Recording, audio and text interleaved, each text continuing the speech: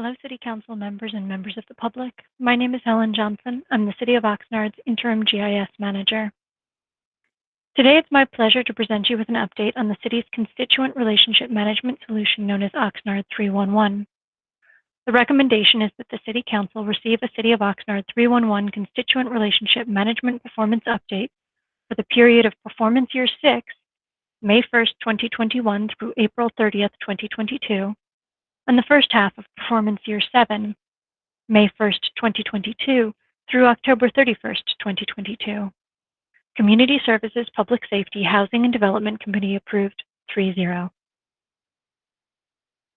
Oxnard 311 is a free mobile app which allows people to report a variety of different issues covering 20 different request type categories such as illegal dumping, graffiti, animal safety issues, missing street signs, and abandoned vehicles.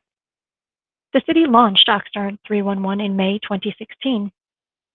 Since the launch, there's been a total of 123,550 public requests for service and a total of 15,333 downloads of the free app available for Apple iOS and Google Android mobile devices.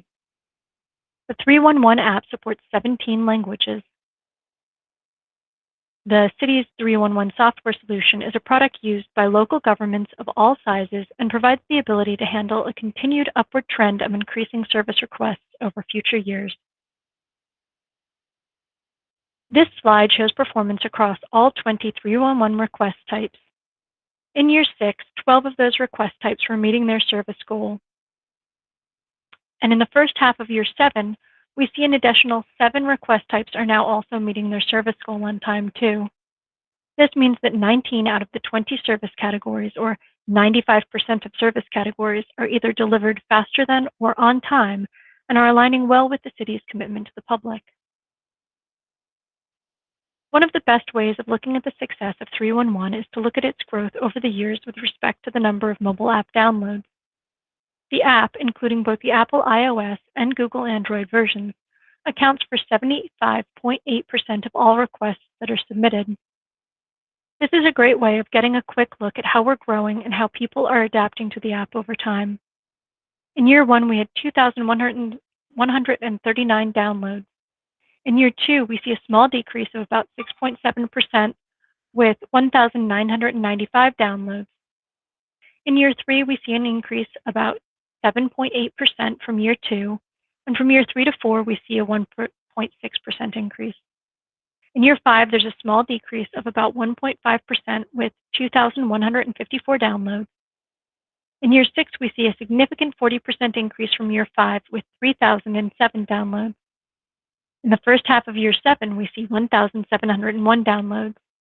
If this first half trend continues into the second half of Year 7, we would see a 13% increase as compared to Year 6 downloads. Our next slide looks at the number of requests submitted, demonstrating how much work is being completed by Oxnard staff. In Year 1, there were approximately 7,900 requests submitted. Moving into Year 2, you see a huge jump, about a 95% increase, where 15,435 requests were submitted. From Year 2 to 3, you see a 14% increase. From Year 3 to 4, there's a 6% increase. From Year 4 to 5, you see a big jump of 21%, 22,747 requests submitted. Then from Year 5 to 6, you see another big jump of 18%, with 26,750 requests submitted.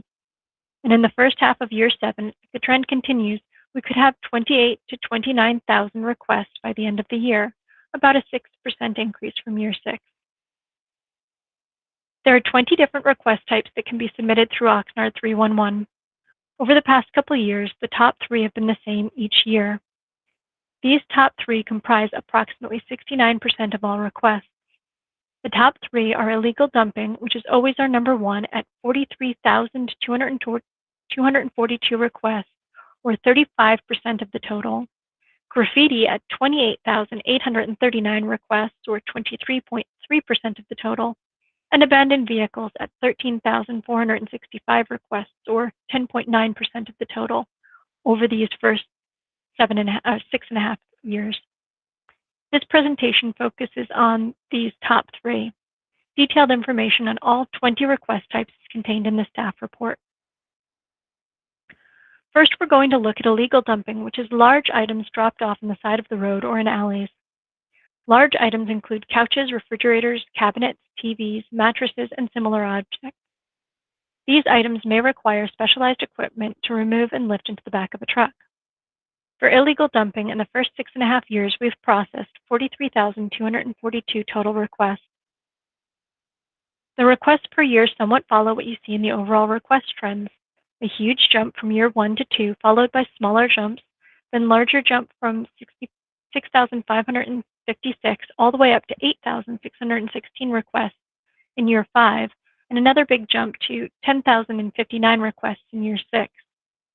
In the first half of year 7, we've processed just over 3,500 requests, and if that trend continues at the same rate, we'd expect to see a decrease for year 7 with a total of only around 7,500 requests. With this slide, we're looking at direct performance based on the city's service goal commitments for this request category. When the Oxnard 311 system was implemented, each department conducted an assessment and assigned a performance goal stating the number of days that they thought it would take to complete that request type. A day is defined as a city working day, so weekends are excluded. For illegal dumping, the goal is to resolve requests within 3 business days. In the 6.5 years since 311 began, the average is 4 days. When we look at the line graph, each of the blue dots is the average number of days it takes to complete a request for a specific measurement year. The orange line is the performance goal target for each specific measurement year. The chart demonstrates that in year 1, we were very close to meeting that 3-day goal with an average of 4.4 days. For year 2, there was a noticeable slip to an 8.6-day average. In year 3, we achieved the goal coming in at 2.7 days. In year 4, there was a slip again to a 5.5-day average. In year 5, it improved to a 3.5-day average, just barely over the 3-day target.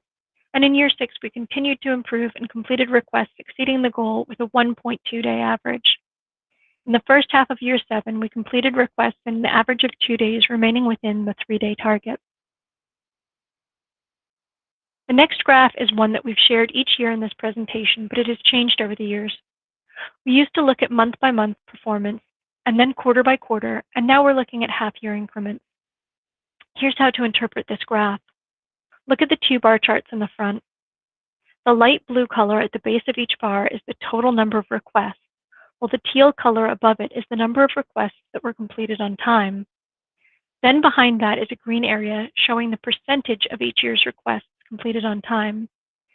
So for example, in the first half of year 1, we had 932 total requests, and 427 of those were completed on time, which equates to a 45.8% completed on time result.